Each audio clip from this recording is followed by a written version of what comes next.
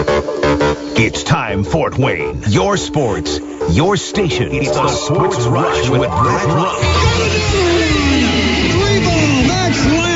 Covering all the topics that hit a nerve here in the Summit City. Clark goes 11 yards, touchdown. Only on 1380 The Fan and 100.9 FM. Now here's your host, Brett Rump. The greatest, most interesting, most important person of all time. You are incredible. Listen to me, I'm older and I'm wise. Yeah, well, you're half right. What is this, amateur hour? This is going to be huge. I believe this is going to be our finest hour. Just when I think you've said the stupidest thing ever, you keep talking. I think that's the worst thing I've ever heard. That boy ain't right. The simplest way to put it, I have problems. Welcome to the alleged show.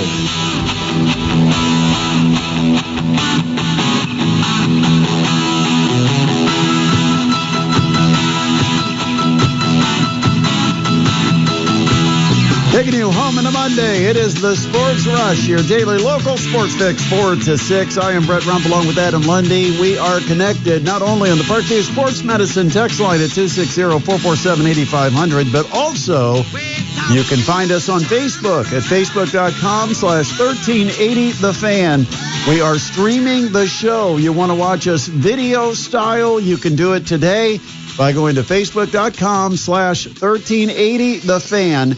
For about another 10, 12 minutes. It is a big hour because it includes the legendary Hall of Fame broadcaster from the Indiana Hoosiers, Don Fischer. Our 15 Minutes with Fisch is presented by Hoopie Insurance Services, coming up in just minutes. Also, well, we've got to talk about the Hoosiers, to be quite honest, Adam, because what they did yesterday, it's become more and more embarrassing for Hoosiers fans to have to try to support this team when the team is doing nothing to support the fans. I mean, all you're asking is that you show improvement, that you coach your weaknesses. And every game, the Hoosiers come back out. They don't look prepared. They look confused. They don't execute.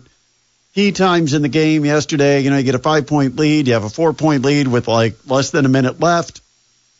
And you have a turnover. You have a missed free throw.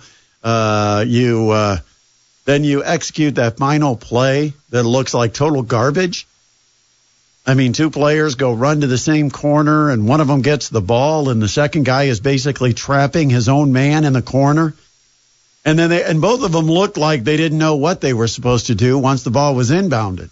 No, I mean, it was just absolute desperation there for that final play, and it was just an absolutely terrible look at three, and it was just bad all around. And I mean, there was confusion even before the 5 seconds on the clock started. I mean, checking in, checking out, who's on the court, who's not. It was awful. I mean, you go through that whole final sequence. The Hoosiers had a foul to give, and they didn't. That's a good place to start.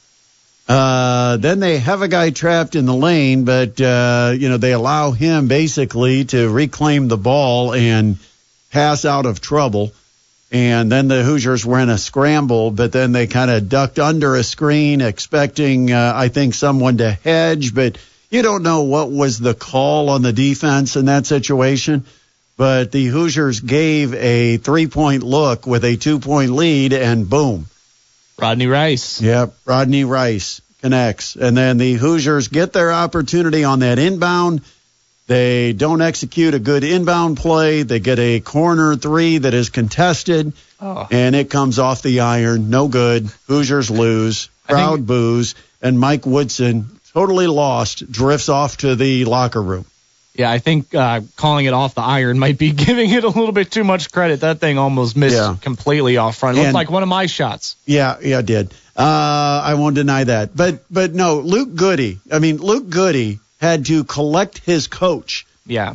And redirect him back to the bench or the sideline so that he could go through the handshake line.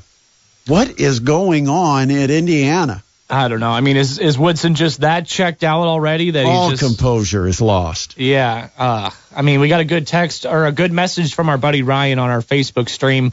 He said the last play of Maryland versus IU is a microcosm of the season. Coaches have no clue. Players don't know who's supposed to be doing what on the court. Then they end up settling for a prayer that has no chance. And at what point do we grow tired? I mean, I think Hoosiers fans probably have done this. They've been tired. Yeah, you get tired of the same lazy response to the question. What needs to change with this basketball team? And all you get is, we've got to get back to work. We've got to get better. Okay. How? Why? What are you going to do? Call somebody out. What didn't happen on that final play? Who screwed up? What was the play that was called? What was executed or wasn't executed? And who messed it up? And was it your fault because of the late substitutions that you didn't have the right personnel to run that particular inbound play? We want answers. We don't want, we're going to get back at it, and it's my job to get this team headed in the right direction and blah, blah, blah. We've heard that far too much if you're a Hoosiers fan. I mean, it's time for some action. It's time for some specifics. What needs to be done to make this team better? Because right now I'm questioning, what is Trey Galloway's benefit to being on the floor? There's a lot of guys I'm asking that question about. And, I saw a couple of players, and I won't call them out, but there were a couple of times there were shots, and Indiana looked like they had forgotten that boxing out was a part of basketball. The shot went up, and all they did was turn and look at the basket, hope the ball would bounce off the rim in their direction. They didn't get a body to anybody. They didn't seal their man off, and Maryland's too good and too athletic. They're going to get in there, and they're going to get hands on it. They're going to tip it out. They're going to somehow keep a possession alive, and they did it a handful of times while Indiana was just standing and watching. It's just unbelievable to see some of the the team plays with the same energy that Mike Woodson, I think, coaches, which, we've heard rumors that he's not exactly a 100% committed on the road type of recruiter. I mean, Friday night, I'll give you an example of what kind of commitment college coaches have to make. Last week, Maria Marchesano had her team last weekend, had her team playing, or actually it was Wednesday night they were playing at Detroit. Was that last Wednesday? They had the Detroit game. I'm trying to get my dates right. And it was because it was the day after the Warsaw Homestead girls basketball game. So the team departed on the bus. Coach Marchesano stayed behind, kept an assistant coach, and went to the Warsaw Homestead girls basketball game to get in some scouting on a Tuesday night when the team is playing Wednesday on the road. And after the game, then got a ride to go meet with the team, or didn't actually meet with them that night, but to meet up with the team in Detroit, arriving at somewhere around 2 a.m. Yeah. I mean, the easy path would be, I really don't need to go to that game. I've got a game of my own, and I'm going to jump on the bus and have a nice, comfortable ride up to Detroit for a 3-hour trip. No, instead, she realized the importance of observing a very talent-filled roster for two teams that are among the best in Northeast Indiana in girls basketball, and she wanted to see those players in person and take in that game, and so she stayed behind with the team up in Detroit. They probably attended scout meetings with Stephen Asher, the assistant coach, and she had to get back to Detroit by getting a ride with her assistant in the wee hours, basically, of the morning. And that's what coaches do.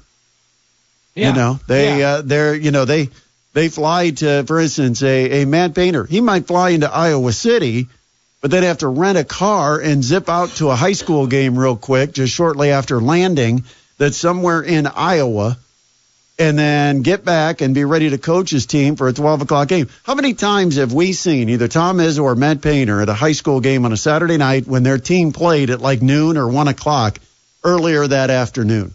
Oh, yeah, countless times. I mean, instead of celebrating the victory, what do? They've got to go jump in a car and book off to Fort Wayne, Indiana to be able to scout. Does it ever feel like when Mike Woodson does go scouting, it's almost more of like a a recruiting tactic, as though, hey, I'm here at your game, this is a big deal, as opposed to when, a Mark Asano or a Painter goes and say, I'm here to watch you. He only shows up for the closing is basically what we've got. And here's the other thing. How many events has anybody in our area gone to where Mike Woodson has been there recruiting? Anybody. If you've seen Mike Woodson in person at a high school basketball game at all, he's been IU's coach, third year now? Yeah. Have you seen him at a basketball game during his tenure as Indiana's high school basketball coach? Let us know. Facebook or 260-447-8500. That's the Parkview Sports Medicine text line. All right, so we're going to talk more about this and what happened with the Indiana Hoosiers yesterday. Don Fischer is coming up. By the way, I don't know if you happened to catch this. Jeremiah Smith, the outstanding receiver at Ohio State. Now, there were rumors last week that there were dollars being thrown out there, $4.5, $5 million, if he would enter the portal and go somewhere else. Well, it was announced today that he is going to remain at Ohio State for next season. Also, Pacers, as expected, bounced back after that blowout loss, or that embarrassing loss, 140-110 to the Spurs to open up things in Paris. Pacers bounced back, and they kind of turned the tables on the Spurs. They used the Uno reverse card on the Spurs for Game 2. Whooped them on Saturday, so the Pacers split the two games over in Paris against Victor Wembanyama and the San Antonio Spurs. All right, we'll take a break because we've got the great Don Fischer standing by. And so we'll come back with our 15 Minutes with Fish. It's presented by Hoopie Insurance Services. It's next on the Sports Rush, 1380 The Fan and 100.9 FM. You're listening to the Sports Rush with Brett Rump on 1380 The Fan and 100.9 FM. Welcome back to the Sports Rush, your daily local sports fix, 4 to 6. Brett Rump, Adam Lundy, and coming up tonight, we've got the coaches' shows. Purdue Basketball Live starts at 6:30, and we're going to air Inside Indiana Basketball on a slight delay, 7:30 tonight, but we've got a night full of coaches' shows, and both coaches are going to be talking about the same game coming up because Purdue and Indiana will meet each other on Friday night college basketball. Just love those Friday night games. That comes up this Friday night, so we'll be hearing about the Purdue side of it starting at 6:30 with Matt Painter and Mike Woodson to discuss the state of the Hoosiers coming up at 7:30. Mastodons Coaches Show comes up tomorrow. Big one coming up on Thursday for the Mastodons as they'll welcome Cleveland State to town on a nationally televised game. It will be a 9 o'clock tip to accommodate a national television audience, and tickets are available at the Coliseum ticket office, or you can go online at gomastodons.com. But speaking of Purdue versus Indiana and the state of the Hoosiers, it's that time. We've got 15 Minutes with Fish, our weekly visit with legendary Hall of Fame broadcaster Don Fischer from the Indiana Hoosiers, presented as always by Hoopie Insurance Services. Well, Don, here we go again. Another week and another disappointing loss at home for the Indiana Hoosiers. Fans are getting a little bit restless, and I don't know about announcers or radio play-by-play guys, but, I know for me, sometimes you just emotionally get drawn in, and it can affect you a little bit as a broadcaster, the highs, the lows, the disappointments. Have you learned over your, 51 years? Is it 51, 52 years? Have you learned how to kind of immunize yourself against that? I attempt to do that. I don't know if I'm successful or not, but I try to keep it. I know it's really difficult to be positive when you're not winning. I've known that for many years, having done Indiana football for a long time, as everyone knows. But there's different expectations, Don. Yes. The football, you kind of go in just hoping to win. With basketball, there's an expectation. There's a standard that's been established and set. So it is a little different. There's no question. And the frustration is much more evident, I think, when it comes to the basketball seasons that Indiana has had of recent vintage, as I've talked here. But the fact of the matter is, it is a process. I know there's no question that sounds like coach speak, but it is a process, and this team has not figured it out at this point in the season, which does not bode well for the rest of the year, because Indiana is now at a point where they have just 10 regular season games left, 10 conference ball games. 4 of the toughest teams on the schedule are about to be played against, and how do you stop having lost 4 of the last 5 and get out of that slump that you've been in? And it right now it doesn't look good in that regard, but I guess from a coaching perspective, there's always hope, and there's always a belief that you can get it turned around. And I think that's the one thing that you, from a broadcaster's perspective, you try to buy into that scenario.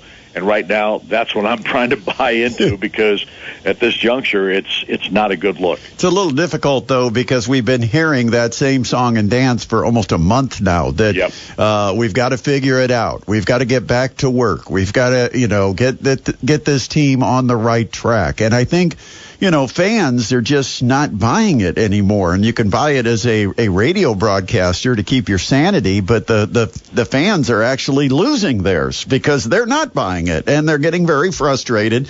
It does seem like it's gone too far to not have something figured out with this basketball team. Well, exactly. And when you're down to the 10, you played 22 games now, it's not like, or 21, whatever it's been. It's not like you're just getting started here in the last, or the first month of January, or even in the last month of December. You've already gone through this season. You've pretty much seen what the weaknesses and the strengths of this team are. And right now, the strengths don't appear to be overwhelming the weaknesses. And without question, a couple of close ball games this week, but Indiana couldn't finish against Northwestern. They obviously get beat in that contest and had a lead in the ball game, and certainly played pretty well and had a chance late in that contest. But they just couldn't get it down. They couldn't get it to a point where they needed to. And in the game against Maryland yesterday, they had a chance. They took the lead. They had a 5-point lead inside 2 minutes to go, 2.5 minutes to go, and they couldn't finish. And the fact that they couldn't finish is probably the biggest factor right now, because when you have to fight your way back in ball games and things like that, it's never easy, and you expend a lot of energy. But this team makes mental mistakes, critical mistakes that cost you. And at this point in the season, those kinds of things they diffuse any positiveness in your basketball team.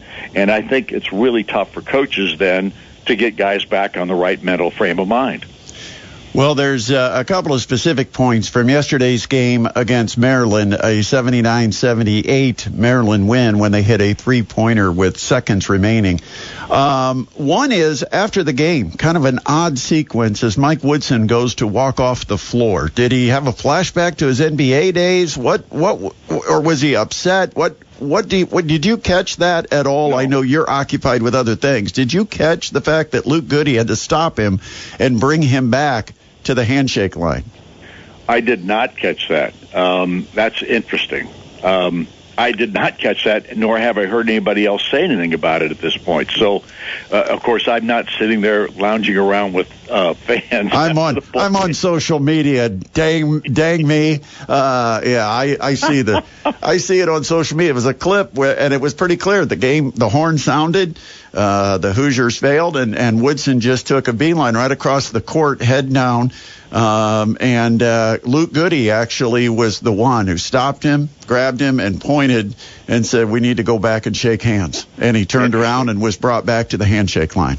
Well, and you know what? I can't say if I was the coach and had been involved in this season the way it's gone down that I wouldn't have done the same thing, to be quite honest about it, because I think you can get lost in the frustration of what just happened. And I'll give Luke Goody credit. Obviously, he was smart enough to do that, and I'll give Woodson credit for turning around and saying, "Yeah, I got to do that." Yeah. Because I think maybe he just lost his thinking process there, and maybe in the frustration of the moment just started to walk off the floor. And having been an NBA coach, I can see that happening. All right, so fans were upset about the play or the execution of the final play. Not exactly sure what they were looking to do with that final inbound, but now here's the way I see it. Number one, it's an awkward spot to be inbounding the ball. You don't you do kind of twist around some of the inbound plays because of where the ball's being positioned. But I can't imagine two guys running to basically the same spot and then standing there like they're both kind of confused is exactly what Indiana was trying to draw up for that final play. Yeah, and I, based on what Woodson said in the post game, and Miles Rice can kind of basically said the same thing. It was on Miles. He was the guy that was supposed to move and take off and be. I don't know where he was supposed to be because I still hadn't understood that. But he was down there in the corner, and all he had a chance to do was turn around and shoot the basketball, which is what he did. And obviously, it was not made, but. The confusion to me was the substitutions that they made there, because you had your timeout previous to that. You had a play drawn up. It didn't happen, and now the ball gets knocked out of bounds, and now you've got to regroup here, and now you substitute two players into the ball game at that point, and those two guys that came in probably weren't as versed on what the play was supposed to be. So all I'm saying here is because Indiana did not have a timeout that they could take to talk it over again with two different players in the ball game. So in my mind, that was the confusing part. Miles Rice said it looked like guys were confused a little bit who came off the bench, and likewise what they were supposed to do. And to me, and I understand making a substitution because you want to get another 3-point shooter in there. I still think Baldo should have been on the floor because he was taken out. And I think you would have want that guy to be down there underneath the basket to either get a tip in, to get a pass thrown into him right from the get-go if they could get him open. I think you have to have one of your bigs in there in that situation. It didn't happen that way. Obviously, Indiana ends up losing the ball game. And the frustration, of course, the fan base is as frustrated as anybody out there right now because things are not going Indiana's way. I kind of get it now because I did, again, I was on social media. I saw videos posted. Somebody actually posted videos of prior inbound plays in earlier situations, not necessarily just yesterday, but throughout the season, of things that Indiana ran on a out of bounds.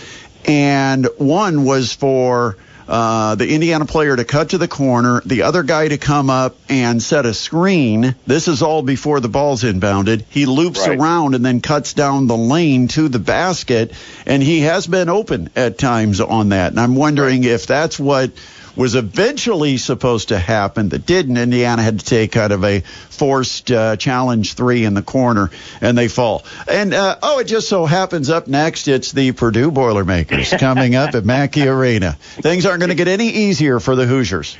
No, it's not, because they play four of the best teams, four of the top teams in the league in the next four ball games. And I think three of those games are on the road. So this is going to be a challenge. There's no question about it. Indiana has its work cut out.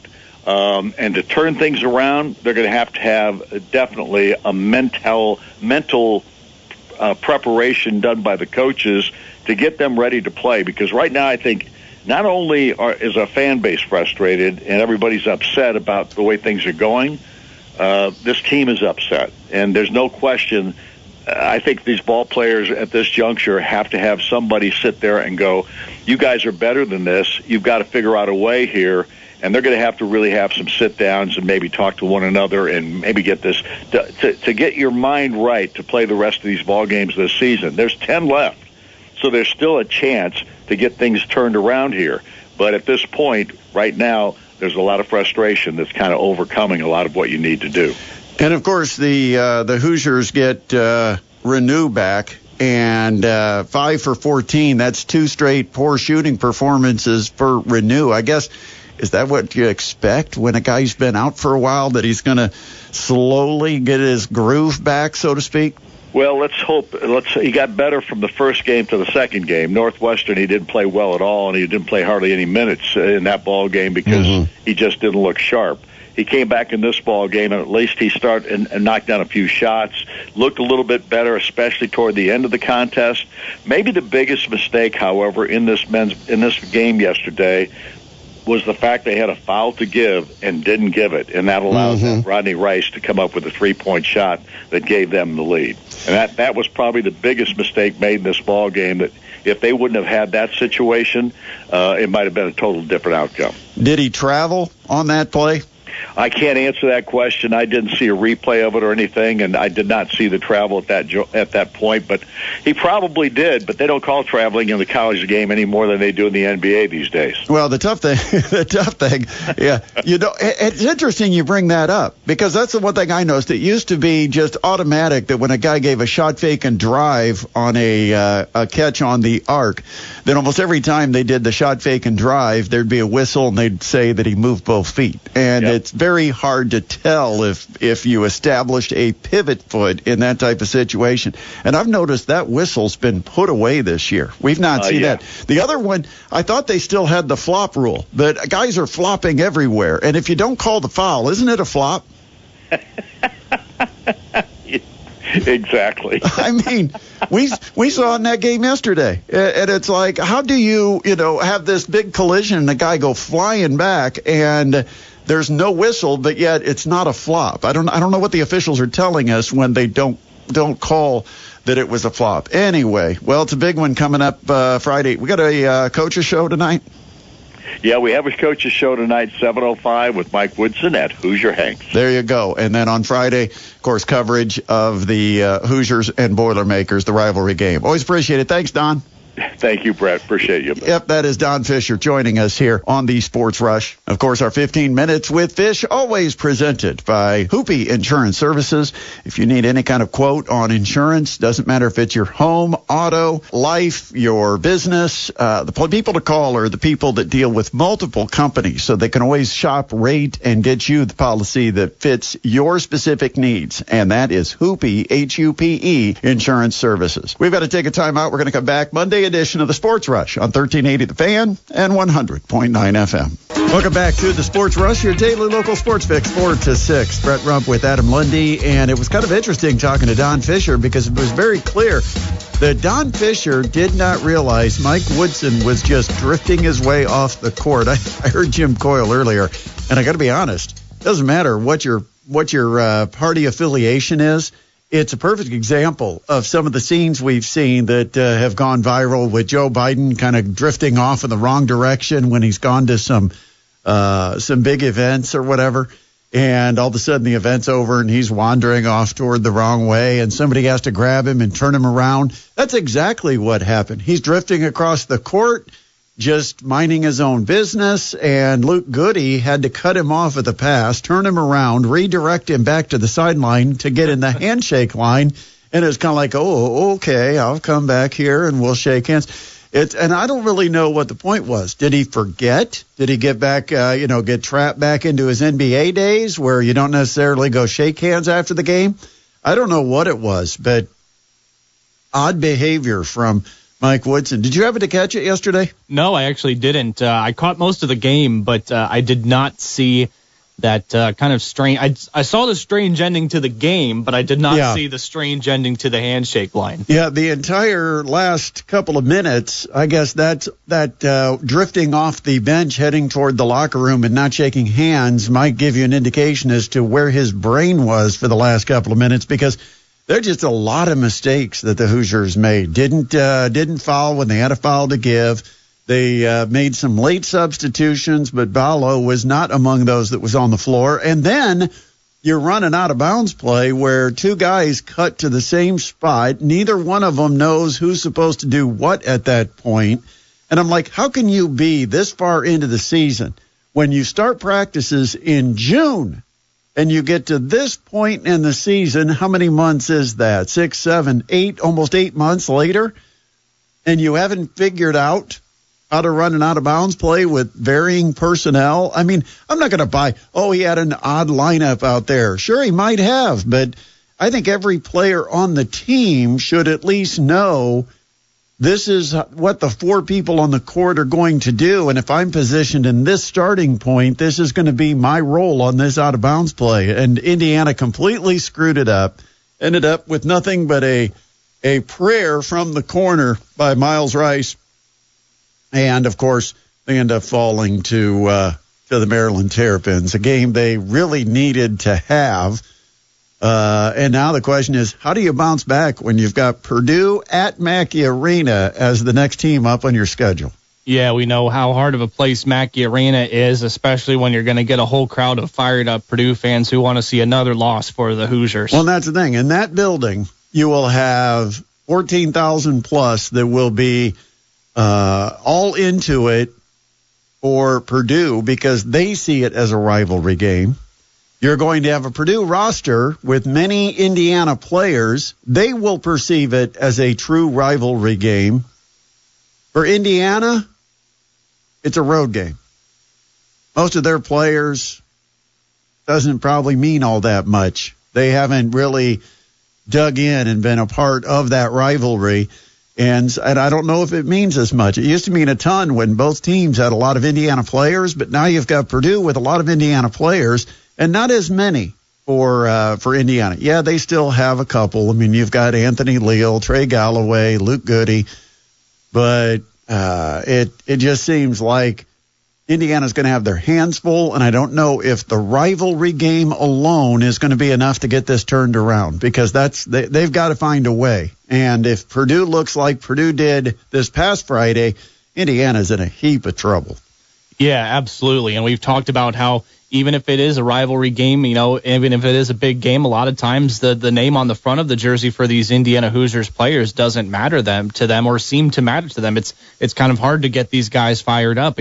Sometimes it takes a bad loss, and even then they still don't, come back and get a good win. So it's just what's going to motivate this team is I have no idea. I mean, other than the fact that they think they might get to the NBA someday, I think that might be their only motivation. It does make talking to Don Fischer every Monday that much more fun when we've got something to talk about, and there's some drama surrounding Indiana basketball. Speaking of Indiana basketball, how about the high school side of Indiana basketball? The IHSAA, trying to keep track of the draw while you had the conference championships going on in the NFL yesterday. But for those of you that might have missed it, like most of America, because you're watching either Philadelphia, Washington, or then, of course, the second game got started with Kansas City, Buffalo. Boy, that did not disappoint. But here's what the ping pong balls have delivered for us. First of all, in Class 1A, this is Sectional 52 at Bethany Christian. You'll open it up with Fremont Lakewood Park Christian.